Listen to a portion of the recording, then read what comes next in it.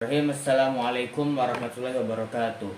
Perkenalkan, di sini nama saya Muhammad Rafi'i dengan NIM 241110108, program studi pendidikan agama Islam, Fakultas Tarbiyah dan Ilmu Keguruan UINSI Samarinda.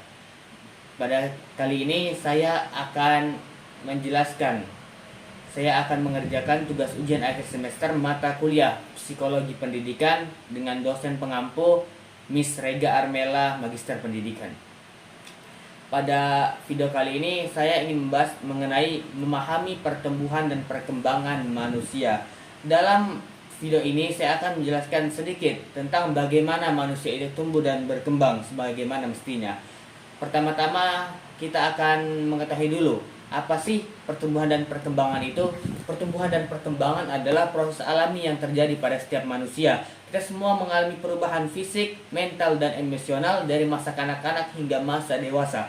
Namun, apa perbedaan antara keduanya? Bagaimana faktor yang memengaruhi proses ini? Mari kita bahas lebih lanjut. Memahami pertumbuhan. Pertumbuhan adalah proses peningkatan ukuran dan massa tubuh yang melibatkan peningkatan jumlah dan ukuran sel. Perubahan ini dapat diukur secara kuantitatif seperti peningkatan tinggi badan, berat badan, dan lingkar kepala. Pada dasarnya, pertumbuhan ini merupakan proses fisik yang terjadi pada tubuh manusia. Proses ini umumnya berhenti ketika seorang mencapai masa dewasa, meskipun ada beberapa bagian tubuh yang mungkin masih berkembang. Nah, jadi teman-teman semuanya, masa pertumbuhan adalah masa yang dapat kita ukur secara kuantitatif, dapat kita lihat secara lahiriah, dapat kita lihat fisiknya, apakah dia tambah besar, tambah berat badannya, dan tambah meningkat ukuran tubuhnya. Faktor-faktor yang mengaruhi pertumbuhan. Yang pertama, genetik. Faktor keturunan memainkan peran penting dalam menentukan potensi pertumbuhan seseorang. Genetik ini adalah faktor keturunan. Kita bisa melihat seseorang itu, baik itu dari ayahnya ataupun ibunya. Apakah ibunya tinggi, ayahnya tinggi, maka tentu saja anaknya akan menjadi tinggi. Namun jika kedua orang tuanya pendek, maka anaknya bisa juga menjadi seorang yang pendek. Yang kedua, hormon. Hormon seperti hormon pertumbuhan berperan penting dalam mengatur pertumbuhan dan perkembangan tubuh. Nah, hormon ini juga berhubungan dengan poin ketiga, yakni nutrisi. Makanan dan minuman yang kita konsumsi menyediakan nutrisi penting untuk pertumbuhan dan perkembangan. Jadi pada dasarnya apapun yang kita makan, apapun yang kita minum, itu memengaruhi faktor pertumbuhan kita. Entah tubuh kita menjadi lebih baik ataupun tubuh kita menjadi lebih buruk. Karena tidak semua makan dan minuman itu baik, apalagi yang mengandung gula. Dan juga masalah makan dan minuman ini kita harus perhatikan juga. Karena kita tidak mau menjadi orang yang kelebihan berat badan, yang dimana kelebihan berat badan ini akan mendatangkan berbagai banyak penyakit yang mengancam nyawa kita. Yang keempat, aktivitas fisik. Olahraga dan aktivitas fisik lainnya dapat membantu merangsang pertumbuhan otot dan tulang. Tentu saja aktivitas ini sangat membantu kita, karena pada dasarnya jika kita sering berolahraga, kita sering beraktivitas yang menyebabkan keringat kita keluar, maka ini membuat kita sehat, membuat racun-racun yang ada pada tubuh kita keluar. Dan juga olahraga ini juga berfungsi untuk membentuk massa otot kita menjadi lebih kuat. Memahami perkembangan.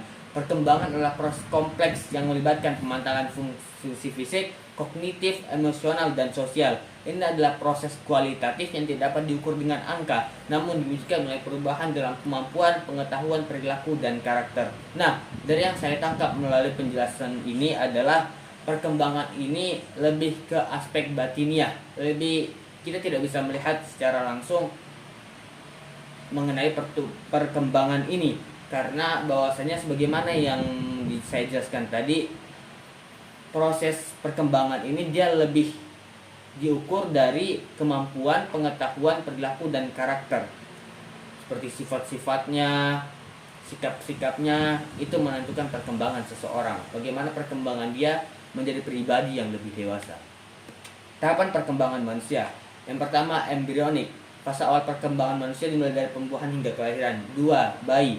Fase ini ditandai dengan perkembangan fisik dan sensorik yang pesat. 3. Kanak-kanak. Fase ini tandai dengan perkembangan motorik, bahasa, dan kognitif.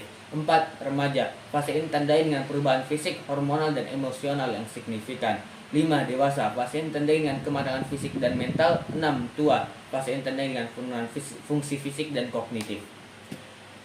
Ada perkembangan, pertumbuhan, dan perbedaan pertumbuhan dan perkembangan. Yang pertama, pertumbuhan. Pertumbuhan itu bersifat kuantitatif, sedangkan perkembangan adalah bersifat kualitatif. Pertumbuhan dapat diukur dengan angka, sedangkan perkembangan tidak dapat diukur dengan angka. 3. Berhenti di masa dewasa. Pertumbuhan berhenti di masa dewasa.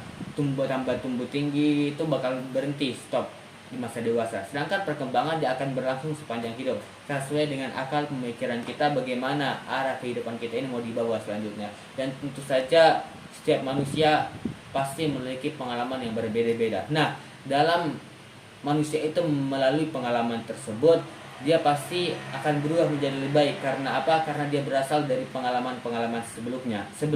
Entah itu baik atau buruk. Karena apa? Karena sebaik-baik guru adalah pengalaman. Faktor yang mempengaruhi perkembangan. Yang pertama, kognitif atau kepintaran. Perkembangan kognitif merupakan kemampuan berpikir, belajar, dan memahami dunia. Tentu saja seseorang mempunyai aspek kognitif, di mana dia bisa berpikir, belajar, dan memahami dunia. Emosional. Perkembangan emosional merupakan kemampuan untuk merasakan, memahami, dan mengelola emosi. Bagaimana seseorang itu bisa memahami antar temannya.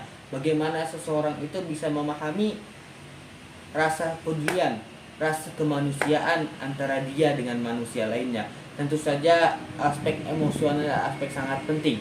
Karena apa? Karena menjadi manusia yang seutuhnya diperlukan aspek emosional yang tinggi. Bagaimana dia mempunyai rasa empati, rasa simpati, rasa toleransi terhadap manusia lainnya. Selanjutnya, sosial.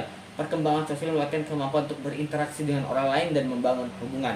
Nah, aspek sosial tadi juga berhubungan dan aspek emosional tadi juga berhubungan aspek sosial ini. Karena apa? Dengan kita bisa mengelola emosi, dengan kita mempunyai rasa empati, rasa simpati, kita bisa bersosial kepada manusia lainnya. Kita bisa memahami apa yang sedang dirasakan oleh manusia lainnya. Tentu saja kita bisa memahami rasa, perasaan orang lain, maka kita bisa membantunya.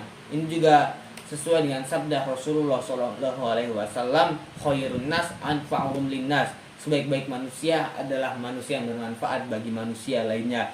Dan tentu saja kita ditakdirkan untuk menjadi makhluk sosial, makhluk yang selalu berinteraksi dengan orang lain. Kita selalu membutuhkan orang lain, baik itu dari kita lahir hingga kita meninggal. Maka dari itu kita harus meningkatkan aspek sosial ini agar kita bisa membangun relasi yang baik terhadap manusia lainnya. Selanjutnya, contoh perkembangan pada manusia. Yang pertama yang saya sudah sampaikan tadi, ini saya hanya mengulang saja. Yang pertama, bayi baru lahir tidak dapat melakukan banyak hal. Mereka belajar untuk melangkah, duduk, dan berjalan dengan bantuan orang tua. 2. Anak-anak mengembangkan kemampuan bahasa, kognitif, dan sosial. Mereka belajar berbicara, bermain, dan berinteraksi dengan orang lain. 3. Remaja mengalami perubahan fisik, hormonal, dan emosional. Mereka mengembangkan kemandirian dan identitas.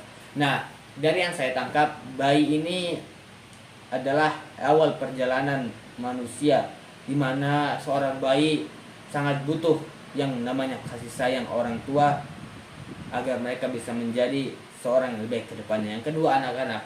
Dalam pikiran kita bersama bahwasanya anak-anak ini masih dalam tahap bermain dan belajar. Contoh saja di PAUD. Nah, di PAUD itu kan anak-anak tuntut untuk belajar sambil bermain. Nah, yang ketiga, remaja mungkin kita bisa lihat dari masa SMP, SMA, yaitu masa untuk mencari jati dirinya masing-masing. Kesimpulan, pertumbuhan dan perkembangan manusia adalah proses yang berkelanjutan dan kompleks. Memahami setiap tahap dan faktor yang mempengaruhi keduanya sangat penting untuk mendukung perkembangan yang optimal. Dengan perhatian yang tepat terhadap kebutuhan individu di setiap tahapan kehidupan, dapat membantu mereka mencapai potensi penuh mereka. Jadi kita juga kelak kita akan menjadi orang tua. Kita harus memahami bagaimana anak kita tumbuh dan berkembang, bagaimana kita harus menyanggupi nutrisi-nutrisi yang sehat kepada mereka. Kita memberikan mereka pendidikan yang semestinya.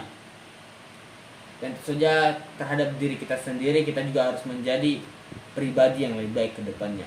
Mungkin itu saja yang dapat saya sampaikan. Mohon maaf bila ada kesalahan kata. Wallahumma fiqh ila qawmi thoriq. Wassalamualaikum warahmatullahi wabarakatuh.